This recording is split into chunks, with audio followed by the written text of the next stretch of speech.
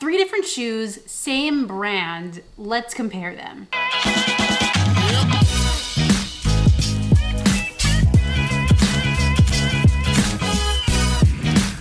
Good morning, YouTube.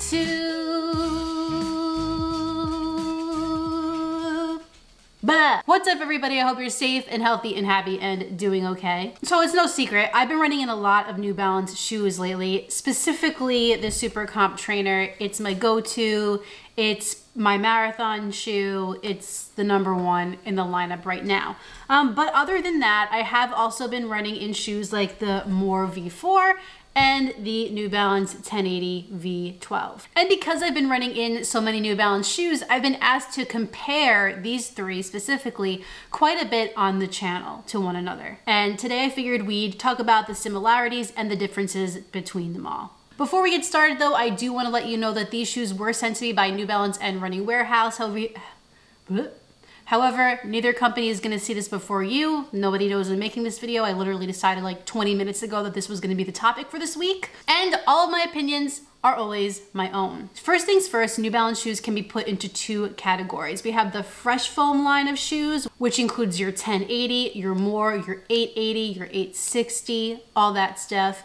And then you have your fuel cell line, which includes your Rebel, your Supercom trainer, your RC Elite, and probably another shoe that I can't remember right now. Fresh foam to me is based more on comfort, and fuel cell to me, while comfortable, is a more performance-based type of foam and lineup of shoes. So let's start with the uppers for these 3 shoes. First, in the 1080 V12, you have New Balance's Hypo Knit material. It's in the name, it's more of a knit upper, it's stretchier than the others. In the More V4, you have a mesh upper, very standard, thicker material, gonna be less breathable than the Hypo Knit for sure, but will provide you with more cushion, more padding for even more comfort. Then for the Supercom trainer, it feels like a mix of both. It's got a mesh vibe to it, but also a little bit knit-like. It's thinnest of all 3. And you're gonna get the most breathability out of it, but I would say you're also gonna get the least amount of comfort out of this upper. It's pretty minimal, as you can see from the ankle collar. There's really like very little padding there.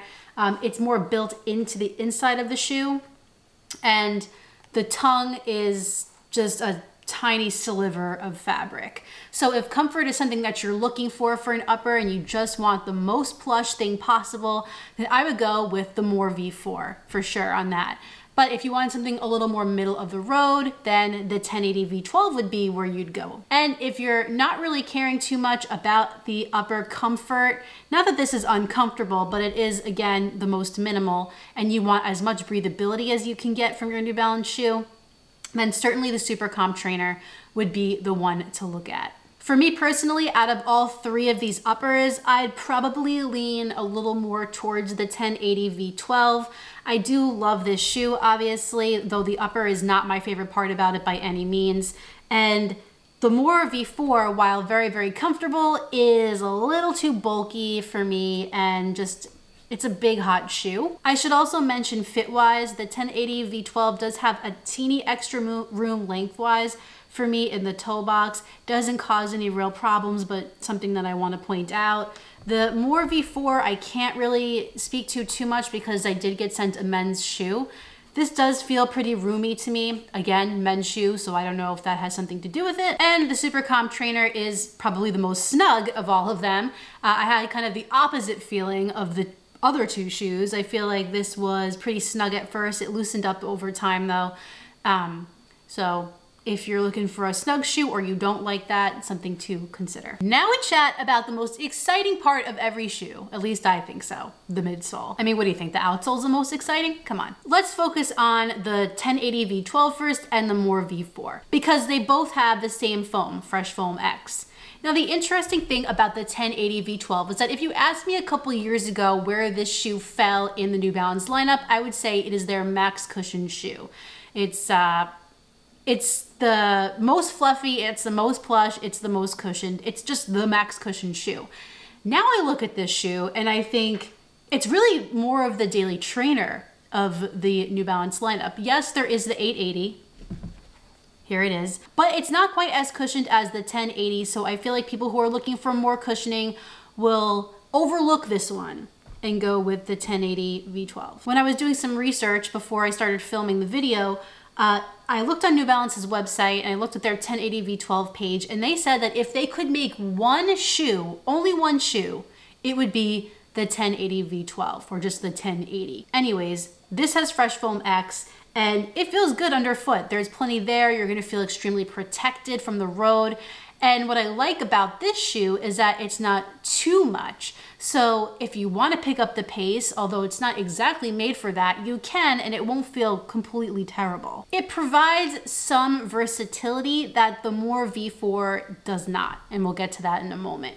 But I can see this shoe being used absolutely for marathons, for just daily training. This is a workhorse, and I think it's a shoe that different runners are gonna find different uses for. But what if you want even more cushion on your foot? The 1080 is good, but it just doesn't do it for you on those days that your feet are banged up, your legs are tired, and you want absolutely no ground feel. That's where the Fresh Foam More V4 comes in. I mean, just by looking at these two shoes, you can see just how much more foam this thing has. In fact, New Balance on their website says that this is the most fresh foam that a New Balance shoe has ever had. This thing feels phenomenal on your foot. It is definitely plush, completely protective. I mean, this is like a beast of a shoe. No doubt in my mind, this can go marathon distance. You wanna do less than that, you wanna do more than that, I think it can do that. What I don't think it's great for is picking up the pace. And for that reason, I think it's a little less versatile than the 1080 is. Another drawback is that it's pretty stiff, but if I take the 1080, you can bend that forefoot a little bit. Another thing I do want you to consider between the More V4 and the 1080 V12 is the drop. The More V4 has a 4mm drop and the 1080 has an 8mm drop. And I think that the 4mm drop is kind of offset by how much cushioning is here. You won't feel it as much, but I know that that is a big deal breaker for some of you, so I do want to point that out. This is a 4mm drop, which is kind of low.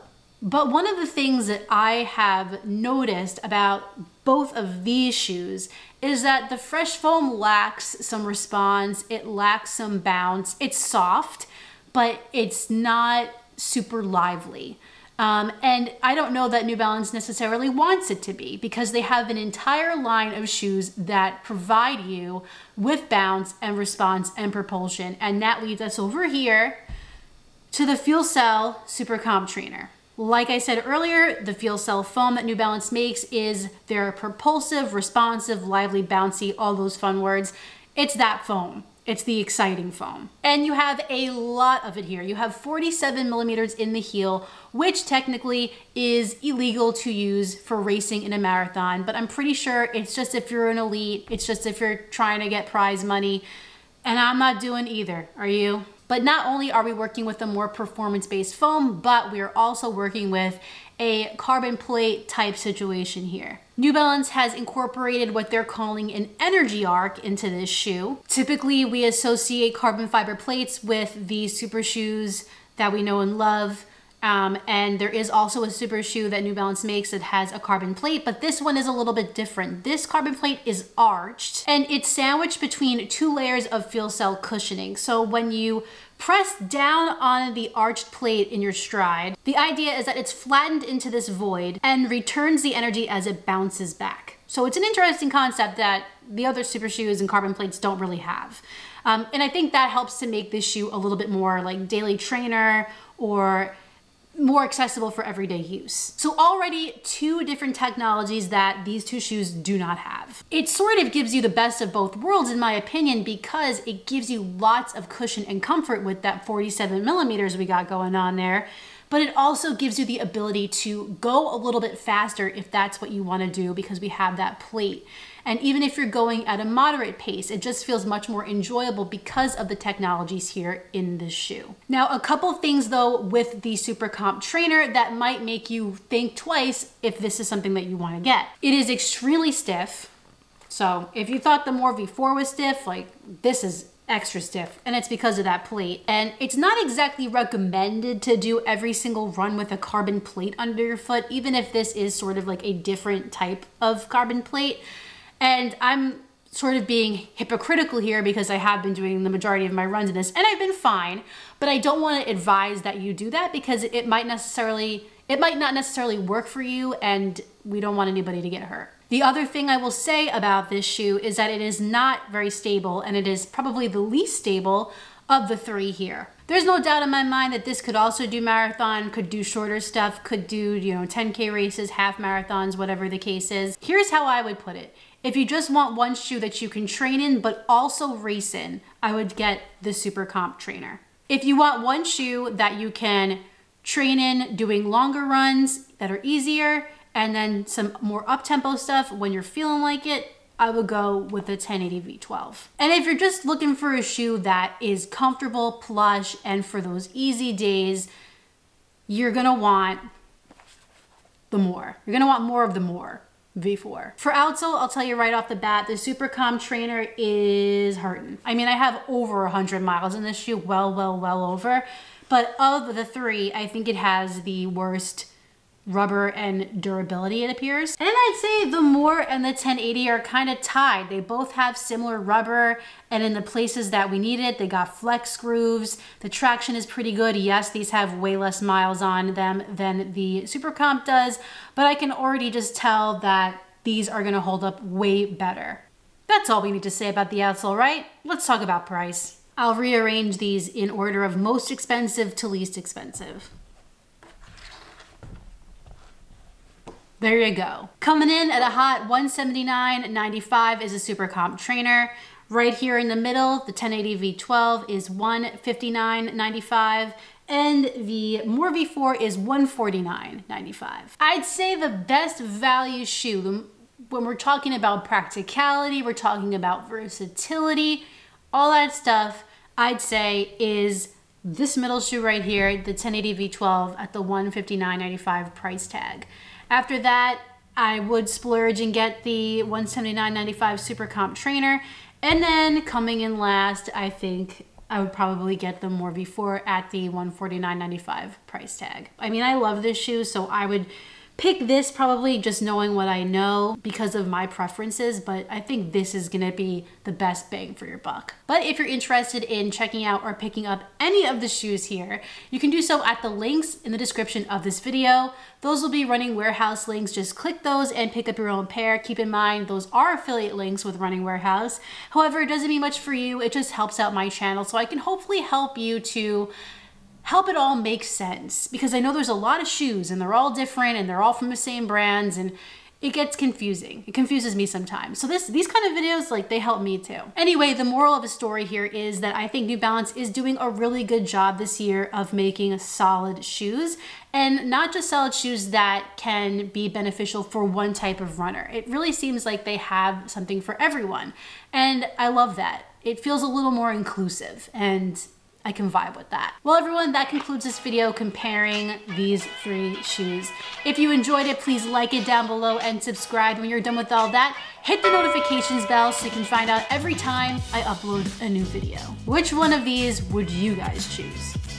Let me know in the comments. I'll have another recap video at some point coming up for weeks probably 12 and 13.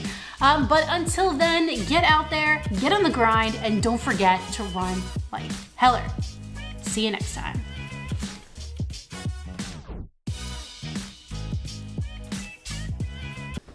Oh, hello. You're a good girl.